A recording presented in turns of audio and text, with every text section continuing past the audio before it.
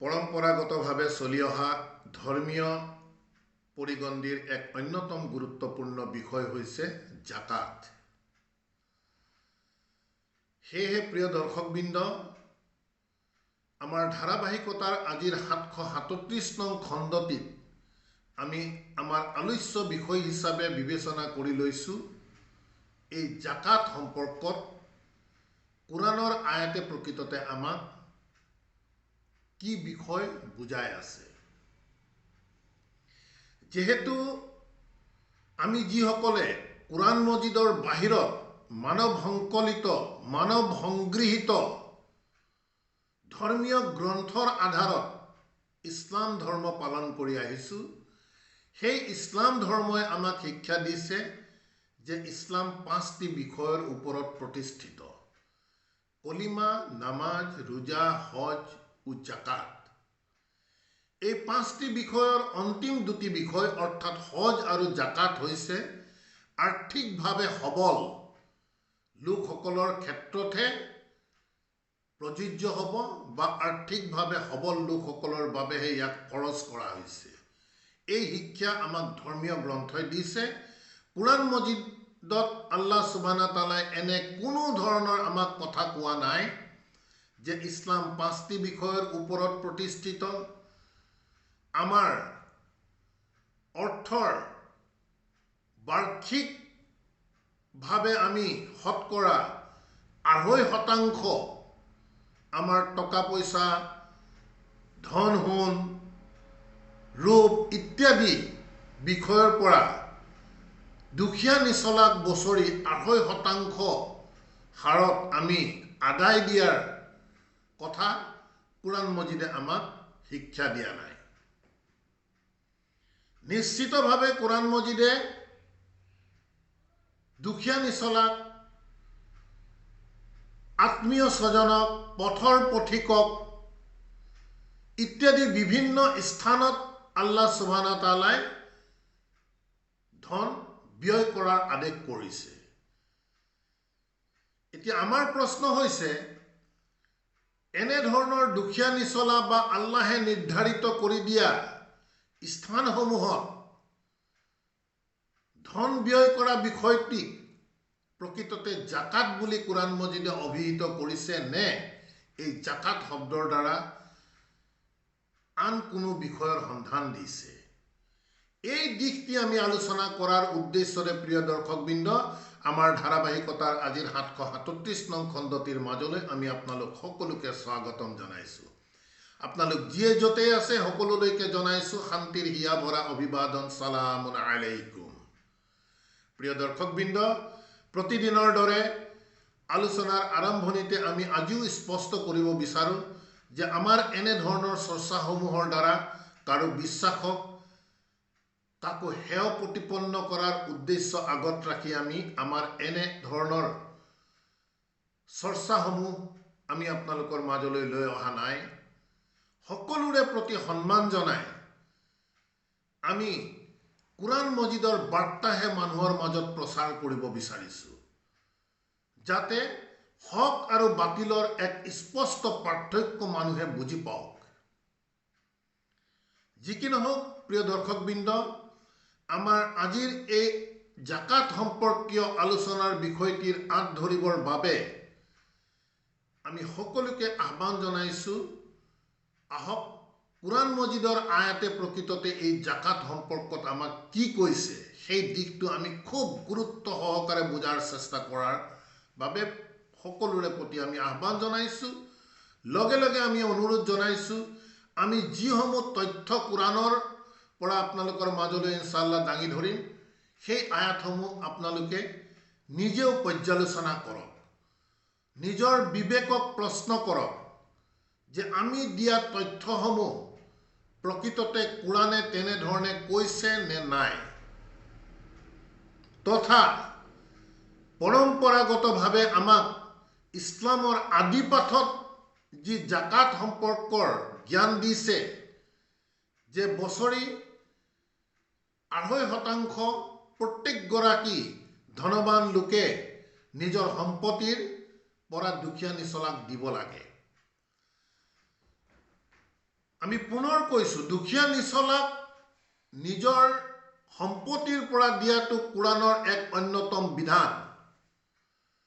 কিন্তু এনেধৰণে নিজ সম্পত্তিৰ পৰা দুখীয়া নিচলাই হওক, আত্মীয় স্বজনক হওক, পথৰ পথিকক হওক ইত্যাদি লোকসকলক দিয়া বিষয়টো প্ৰকৃততে জাকাত বোলা শব্দৰ দ্বাৰা আল্লাহ সুবহানাহু ওয়া তাআলাই বুজাইছে নে এই ক্ষেত্ৰত আল্লাহ সুবহানাহু ওয়া তাআলাই কোৰাণ মজিদত আন কোনো শব্দ ব্যৱহাৰ কৰিছে? সেই দিশসমূহ আমি চৰ্চা কৰিবৰ বাবে প্ৰিয় দৰ্শকবৃন্দ আমি সকলোকে আহ্বান জনাই আমাৰ আলোচনাৰ আঁত ধৰিবৰ বাবে আমি প্ৰথমতেই আপোনালোকক আমন্ত্ৰণ জনাইছোঁ কোৰাণ মজিদৰ ২ নং সূৰা আল বাকাৰাৰ ১২৯ নং আয়াতটিৰ মাজলৈ। আমি আহ্বান জনাম তথা আপোনালোকৰ দৃষ্টি আকৰ্ষণ কৰি আমি জনাব বিচাৰিছোঁ যে আল্লাহ সুবহানাহু ওয়া তাআলাই এই জাকাত শব্দটো যাৰ ৰুট ৱৰ্ড হৈছে জে কাফ ৱাও, এই তিনিটি ৰুট শব্দৰ এই জাকাত আল্লাহ সুবহানাহু ওয়া তাআলাই কোৰাণ মজিদত সৰ্বমুঠ 59 টাইমছ 59 বাৰ 7টা বিভিন্ন ডেৰাইভড ফৰ্মত আল্লাহ সুবহানাহু ওয়া তাআলাই কোৰাণ মজিদত ব্যৱহাৰ কৰিছে। আমি এনেধৰণৰ 59টাৰ তথ্য আলোচনা কৰাৰ বাবে নিশ্চিতভাৱে আমাৰ সময়ৰ অভাৱ হ'ব। ইয়াৰে ৰেণ্ডমলি আমি কিছু আয়াত কোৰাণ মজিদৰ পৰা আমি বাছনি কৰি লৈছোঁ, যিসমূহক আগত ৰাখি এই জাকাত শব্দৰ চৰ্চা আপোনালোকৰ মাজত আমি কৰিব বিচাৰিছোঁ। আমি আহ্বান জনাম যাতে প্ৰত্যেকেই আমাৰ এই তথ্যসমূহ কোৰাণ মজিদৰ আয়াতৰ দ্বাৰা ভেৰিফাই কৰক, নিজৰ বিবেকক প্ৰশ্ন কৰক যে জাকাত শব্দৰ দ্বাৰা আল্লাহ সুবহানাহু ওয়া তাআলাই প্ৰকৃততে দুখীয়া নিচলাক ২.৫% হাৰত বছৰি টকা পইচা দিয়াটো বুজাইছে নে আন কোনো দিশৰহে শিক্ষা দিছে। সেই দিশসমূহ চিন্তা চৰ্চা কৰিবৰ বাবে আমি সকলোকে আহ্বান জনাই আমাৰ আলোচনাৰ আঁত ধৰিবৰ বাবে আমি আপোনালোকক আমন্ত্ৰণ জনাইছোঁ ২ নং সূৰা আল বাকাৰাৰ ১২৯ নং আয়াতটিৰ মাজলৈ।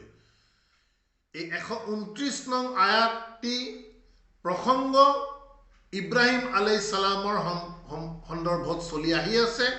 গতিকে ২ নং সূৰা আল বাকাৰাৰ ১২৯ নং আয়াতত ইব্ৰাহিম আলাইহিছ সালামে আল্লাহৰ প্ৰতি কৰা এটি দুৱাৰ অংশ বিশেষ। সেয়েহে চাওঁ আহক এই ২ নং সূৰা আল বাকাৰাৰ ১২৯ নং আয়াতটিত ইব্ৰাহিম আলাইহিছ সালামে আল্লাহক কেনেধৰণৰ দুৱা বিচাৰিছিল। বিস্মি আল্লাহ আৰ ৰহমান আৰ ৰাহিম। ১২৯ নং আয়াতত আল্লাহ সুবহানাহু ওয়া তাআলাই ইব্ৰাহিম আলাইহিছ সালামৰ দুৱা সন্দৰ্ভত উল্লেখ কৰি কৈছে যে ৰাব্বানা ওয়া আবআছ ফীহিম ৰাসূলান। ইব্ৰাহিম আলাইহিছ সালামে আল্লাহক প্ৰাৰ্থনা কৰি কৈছে যে ৰাব্বানা, হে আমাৰ সৃষ্টিকৰ্তা তথা প্ৰতিপালক, ওয়াবআছ ফীহিম ৰাসূলান, সিহঁতৰ মাজত এজন বাৰ্তাবাহক তুমি উত্থান কৰা, মিন হুম, সিহঁতৰ মাজৰ পৰাই।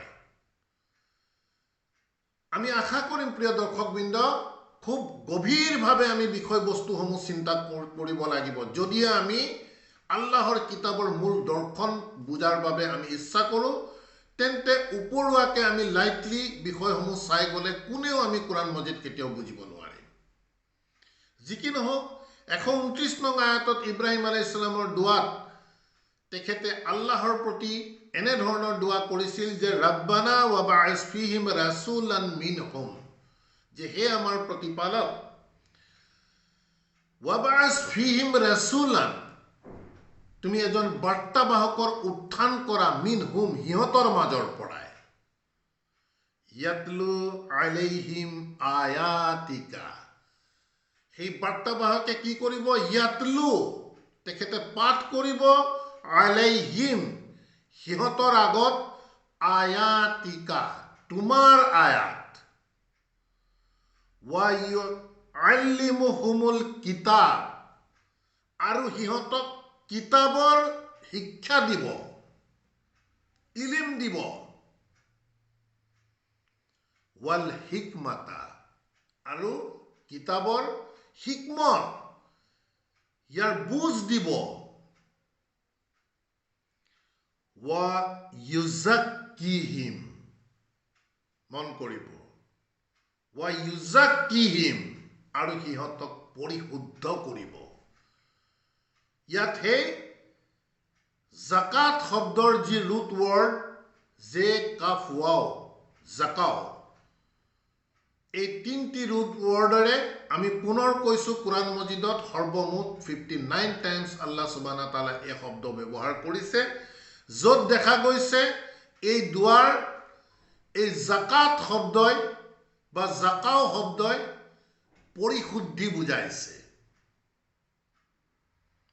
গতিকে ইব্ৰাহিম আলাইহিছ সালামৰ এই 129 নং আয়াত অনুসৰি তেখেতৰ যি প্ৰাৰ্থনা আল্লাহৰ প্ৰতি, সেই প্ৰাৰ্থনাত দেখা গৈছে যে ইব্ৰাহিম আলাইহিছ সালামে আল্লাহক প্ৰাৰ্থনা কৰি কৈছে যে সিহঁতৰ মাজত তুমি এজন বাৰ্তাবাহক সিহঁতৰ মাজৰ পৰাই উত্থান কৰা, যিজনে ইয়াতলু আলাইহিম আয়াতিকা, যিজনে সিহঁতৰ আগত তোমাৰ আয়াত পাঠ কৰিব, ৱা ইউআল্লিমুহুমুল কিতাব আৰু কিতাবৰ শিক্ষা দিব, ইলিম দিব, ৱাল হিকমাতা আৰু কিতাবৰ বুজ দিব, ৱা ইউজাক্কিহিম আৰু সিহঁতক পৰিশুদ্ধি কৰিব।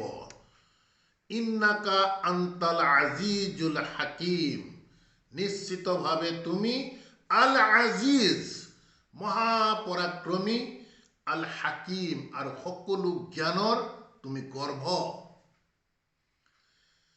এতিয়া প্ৰিয় দৰ্শকবৃন্দ, এই 129 নং আয়াতত আমি দেখিলোঁ যে জাকাত শব্দই প্ৰকৃততে মানুহৰ পৰিশুদ্ধিৰ দিশটোহে ইয়াত উল্লেখ কৰিছে। আমি ইনশাআল্লাহ ৰেণ্ডমলি এই 59টি আয়াতৰ মাজৰ পৰা কিছু আয়াত, এই জাকাত শব্দ উল্লেখ থকা কিছু আয়াত ইনশাআল্লাহ আপোনালোকৰ মাজত চৰ্চা কৰিম। আপোনালোকে প্ৰত্যেকেই এই জাকাত শব্দই প্ৰকৃততে কি বুজাইছে সেই দিশটোৰ ওপৰত আপোনালোকেও চিন্তা চৰ্চা কৰক। বিষয়বস্তু যেহেতু গুৰুত্বপূৰ্ণ বিষয়, সময়ে যদি আমাক অনুমতি নিদিয়ে তেন্তে হয়তো আমি পৰৱৰ্তী খণ্ডলৈও আমাৰ এই আলোচনা আমি আগুৱাই নিব পাৰোঁ। গতিকে আমি আপোনালোকক আহ্বান জনাম, যদি কোৰাণ মজিদৰ দৰ্শনেৰে কোনোবাই এই জাকাত শব্দ বুজিব বিচাৰিছে তেন্তে ইনশাআল্লাহ আমাৰ সৈতে সংযুক্ত হৈ থাকক। কোৰাণ মজিদৰ তথ্য, কোৰাণ মজিদৰ আয়াতৰ তথ্য আমি আপোনালোকৰ মাজত ইনশাআল্লাহ দাঙি ধৰিম। আমাৰ কোনো ব্যক্তিগত মতামত আপোনালোকৰ মাজলৈ লৈ নানো। গতিকে এজন মুছলিম হিচাপে যদি আমি নিজকে দাবী কৰিছোঁ তেন্তে আল্লাহৰ এই আয়াতৰ প্ৰতি সন্মান জনাওক। আল্লাহৰ এই আয়াতক কোনেও ইগনোৰ নকৰিব। আল্লাহৰ কিতাবৰ বাহিৰৰ ধৰ্মীয় পৰম্পৰা যিহেতু আমাৰ পূৰ্বপুৰুষসকলৰ পৰা চলি অহা এক বিধান, আমাৰ শৰীৰৰ প্ৰত্যেকটো বিন্দুৱে বিন্দুৱে, ৰক্তৰ বিন্দুৱে বিন্দুৱে সোমাই যোৱাৰ বাবেই সেই দিশসমূহ আমি পৰিহাৰ কৰিব নিবিচাৰোঁ। আল্লাহৰ কিতাবৰ জ্ঞান পালেও আল্লাহৰ কিতাবৰ জ্ঞানক আমি ইগনোৰ কৰিব বিচাৰোঁ, যাৰ ফলাফল নিশ্চিতভাৱে খুব ভয়ানক হ'ব। যি কি নহওক প্ৰিয় দৰ্শকবৃন্দ, এই 129 নং আয়াতত আমি দেখিলোঁ যি ইব্ৰাহিম আলাইহিছ সালামৰ দোৱা, মানুহ পৰিশুদ্ধি হোৱাৰ অন্যতম বিষয় হৈছে কিতাবৰ জ্ঞান, কিতাবৰ বুজ, আল্লাহৰ আয়াত। এইসমূহ যেতিয়া কোনোবাই বুজিব, কোনোবাই শুনিব, সেই অনুসৰি যেতিয়া নিজক প্ৰস্তুত কৰাৰ চেষ্টা কৰিব, সেই লোকসকলেই প্ৰকৃততে পৰিশুদ্ধ হ'ব আল্লাহৰ দৃষ্টিত। গতিকে 129 নং আয়াতত এই ৱায়ুজাক্কিহিম, জাক্কা, জাকাত একেটি ৰুট ৱৰ্ডৰ দ্বাৰাই বিভিন্ন ডেৰাইভ ফৰ্মৰ ব্যৱহাৰ কৰা শব্দ। ইয়াৰ মূল অৰ্থ, মূল দৰ্শন একেটাই। গতিকে ইয়াত আমি দেখিলোঁ আল্লাহৰ কিতাপ পাঠ কৰি মানুহক পৰিশুদ্ধি কৰিব। গতিকে মানুহ পৰিশুদ্ধি হ'বলৈ হ'লে আল্লাহৰ কিতাবৰ জ্ঞান অৰ্জন কৰিব লাগিব, আল্লাহৰ আয়াত শ্ৰৱণ কৰিব লাগিব, তাক মানি ল'ব লাগিব আৰু সেই অনুসৰি আমাৰ নিজৰ জীৱনত আল্লাহৰ আদেশ নিষেধসমূহ আমি বাস্তৱায়ন কৰিব লাগিব। তেতিয়া আল্লাহৰ দৃষ্টিত কোনো এজন পুৰুষেই হওক বা মহিলাই হওক তেওঁ পৰিশুদ্ধ হ'ব। পৰৱৰ্তী আমি একেটি সূৰা আল বাকাৰাৰ 151 নং আয়াতটিৰ মাজলৈ আমি আপোনালোকক আমন্ত্ৰণ জনাইছো। আহক 151 নং আয়াতত কি কোৱা গৈছে। ইয়াত কৈছে কামা আৰসালনা ফিকুম ৰাসূলান মিনকুম। চাওক, তাত আছিলে মিনহুম, ইয়াত আছে মিনকুম। যেহেতু ইব্ৰাহিম আলাইহিস সালামৰ আল্লাহৰ প্ৰতি দোৱা আছিলে যে সিহঁতৰ মাজৰ পৰা এজন ৰসুল বাৰ্তাবাহক তুমি উত্থান কৰা, সিহঁতৰ মাজৰ পৰা। ইয়াত আল্লাহৰ ভাষ্য অনুসৰি আল্লাহে কৈ আছে কামা আৰসালনা, যি ধৰণে আমি প্ৰেৰণ কৰিছো ফিকুম, তোমালোকৰ মাজত, ৰাসূলান মিনকুম, এজন বাৰ্তাবাহক তোমালোকৰ মাজৰ পৰাই, ইয়াতলু আলাইকুম আয়াতিনা, তেখেতে পাঠ কৰে আলাইকুম, তোমালোকৰ প্ৰতি, তোমালোকৰ আগত, আয়াতিনা, আমাৰ আয়াত, ওয়া ইউজাক্কিকুম, আৰু তোমালোকক পৰিশুদ্ধি কৰে। চাওক, জাকাত শব্দৰ প্ৰয়োগ আল্লাহ সুবহানাহু ওয়া তাআলাই কোৰআন মজিদত কি প্ৰসংগত কেনেধৰণে ব্যৱহাৰ কৰিছে। ইয়াত আল্লাহ সুবহানাহু ওয়া তাআলাৰ ভাষ্য অনুসৰি কৈছে কামা আৰসালনা ফিকুম ৰাসূলান মিনকুম, যি ধৰণে আমি প্ৰেৰণ কৰিছো ফিকুম, তোমালোকৰ মাজত, ৰাসূলান, এজন বাৰ্তাবাহক, মিনকুম, তোমালোকৰ মাজৰ, ইয়াতলু আলাইকুম, তেখেতে পাঠ কৰে তোমালোকৰ প্ৰতি, আয়াতিনা, আমাৰ আয়াত, ওয়া ইউজাক্কিকুম, আৰু তোমালোকক পৰিশুদ্ধ কৰে। গতিকে জাকাত পৰিশুদ্ধৰ লগত প্ৰত্যক্ষভাৱে আল্লাহৰ আয়াত জড়িত হৈ আছে। আল্লাহৰ কিতাবেহে প্ৰকৃততে পৰিশুদ্ধ কৰে। ওয়া ইউআল্লিমুকুমুল কিতাব, আৰু তোমালোকক শিক্ষা দিয়ে আল কিতাব, অৰ্থাৎ কোৰআনৰ জ্ঞান দিয়ে, ইলম দিয়ে, ওয়াল হিকমাতা, আৰু ইয়াৰ বুজ, হিকমত, ওয়া ইউআল্লিমুকুম, আৰু তোমালোকে জানিব পাৰা, তোমালোকে জানা, মা লাম তাকুনু তা'লামুন, যিটো তোমালোকে একো জনাই নাছিলা। গতিকে আল্লাহৰ কিতাব নজনাটো এক অন্যতম অপৰাধ। আমি কিতাব জানিবই লাগিব, কিয়নো এই কিতাবে মানুহক পৰিশুদ্ধ কৰে। জাকাত প্ৰত্যক্ষভাৱে আল্লাহৰ কিতাবৰ সৈতে জড়িত হৈ আছে, একেটি মুদ্ৰাৰ প্ৰকৃততে ইপিঠি সিপিঠি হৈ আছে। কিতাব অবিহনে জাকাত হ'ব নোৱাৰে কেতিয়াও।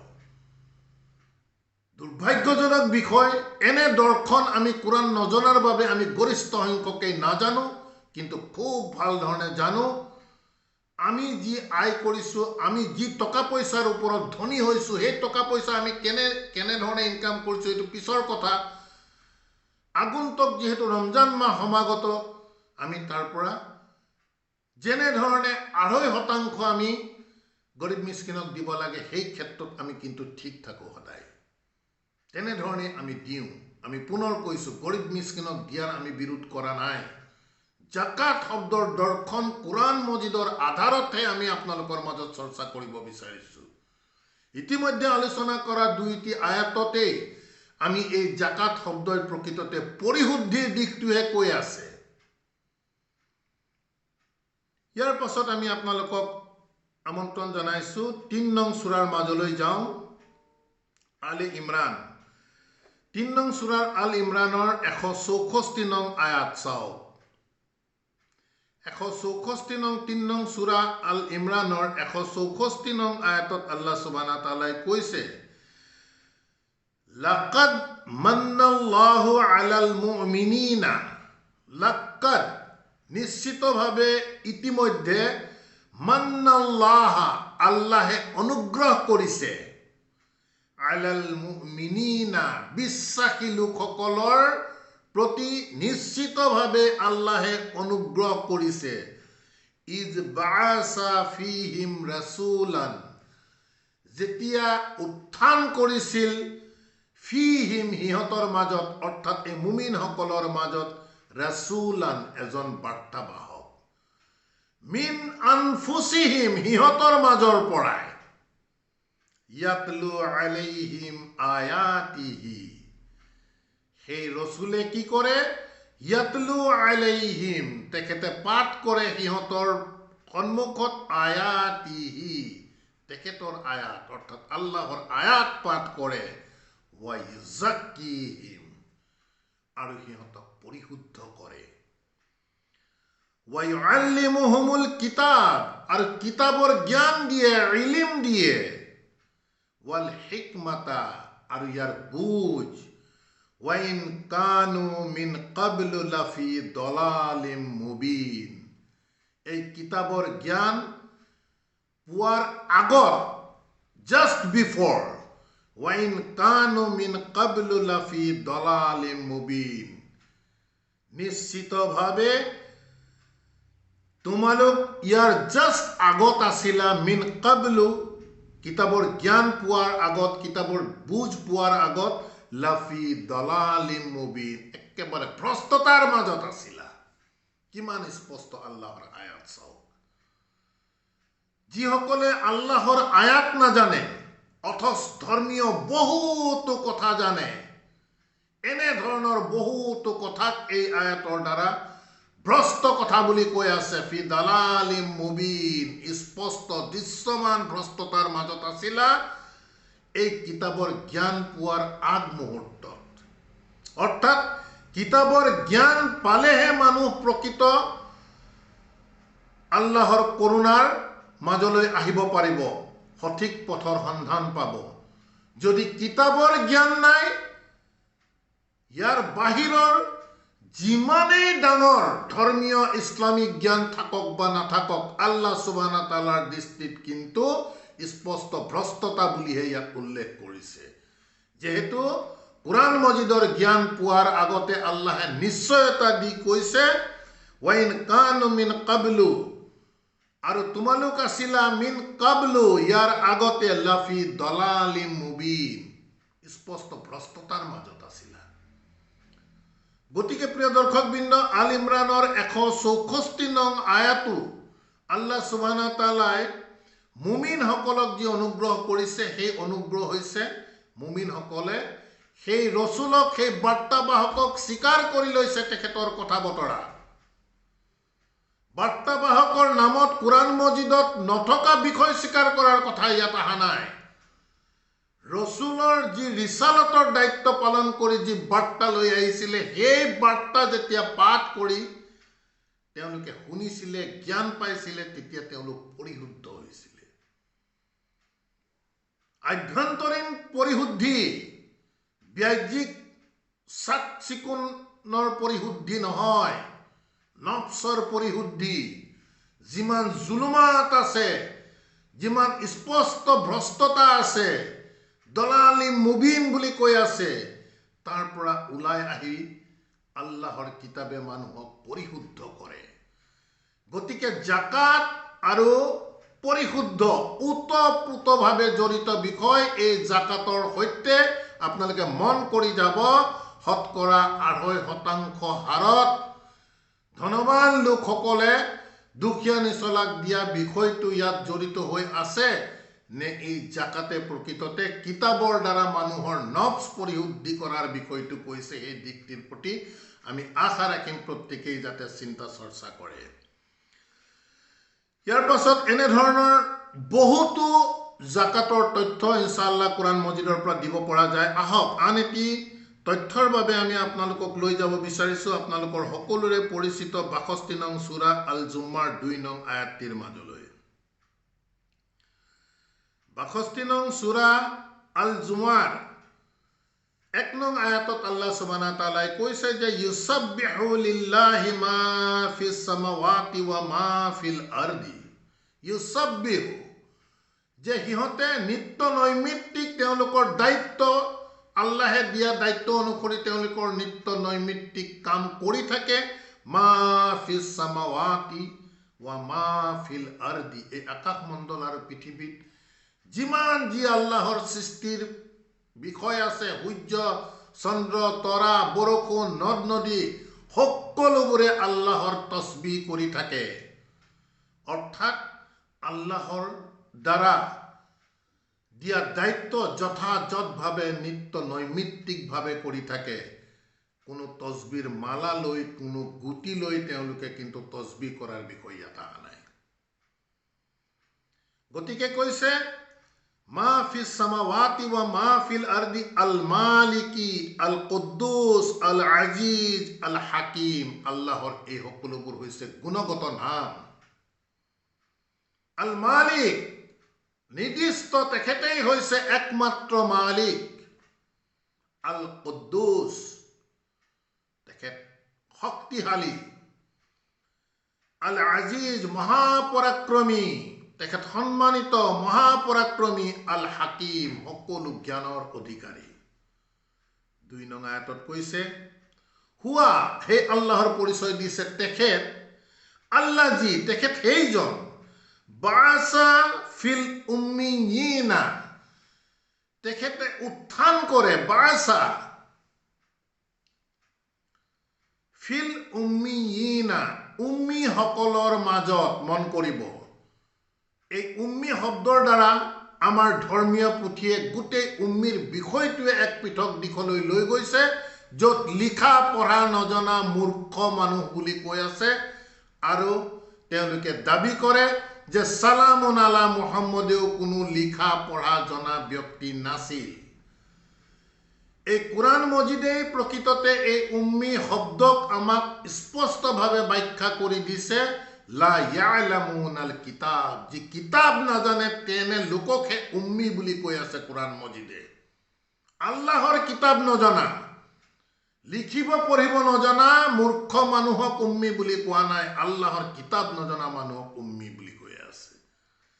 গতিকে আল্লাহৰ পৰিচয় দি কৈছে হুৱাল্লাযী বাআছা ফিল উম্মিয়িনা ৰাসূলান, তেখেতে উত্থান কৰে কিতাব নজনা মানুহৰ মাজত এজন বাৰ্তাবাহক। মিনহুম, সিহঁতৰ মাজৰ পৰাই।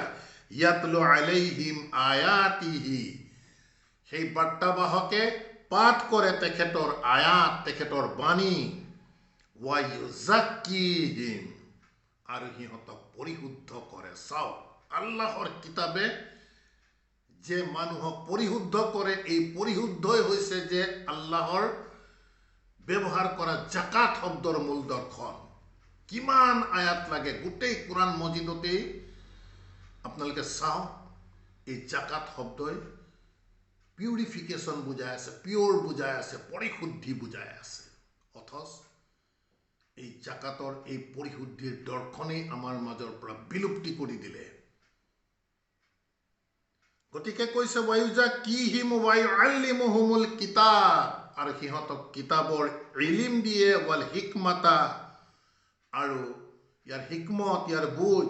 ওয়াইন কানু মিন ক্বাবলু লাফি দালালিম মুবিন, একেটি কথাই কৈছে যে এই কিতাবৰ জ্ঞান পোৱাৰ আগতে সিহঁত আছিল। ওয়াইন কানু মিন ক্বাবলু, এই কিতাবৰ জ্ঞান পোৱাৰ আগত সিহঁত আছিল লাফি দালালিম মুবিন, স্পষ্ট ভ্ৰষ্টতাৰ মাজত আছিল। কিতাবৰ জ্ঞান নাই, উম্মি অৰ্থাৎ ভ্ৰষ্টতাৰ মাজত পৰম্পৰাগতভাৱে চলি অহা ধৰ্মৰ ওপৰত আছে। সেই ধৰ্ম কোৰআন মজিদৰ বাহিৰৰ তেনে পৰম্পৰাগত ধৰ্মক আল্লাহ সুবহানাহু ওয়া তাআলাই দালালিম মুবিন বুলি কৈ আছে। যেহেতু কিতাব চৰ্চা হৈ আছে, আল্লাহৰ আয়াত চৰ্চা হৈ আছে। গতিকে প্ৰিয় দৰ্শকবৃন্দ, এনেধৰণৰ বহুতো আয়াত আছে, বহুতো আয়াত আছে। ইনশাআল্লাহ সময় আমাক বৰ বিশেষ অনুমতি দিয়া নাই। আমাৰ এই জাকাত সম্পৰ্কীয় চৰ্চাৰ ধাৰাবাহিকতা ইনশাআল্লাহ আমি আগলৈ কণ্টিনিউ কৰি ৰাখিম। আমি আহ্বান জনাম, জাকাতৰ মূল দৰ্শন যদি কোৰআন মজিদৰ পৰা বুজিবলৈ যিসকল ইচ্ছুক তেখেতসকলে আমাৰ এই চৰ্চাৰ সৈতে সংযুক্ত হৈ থাকক।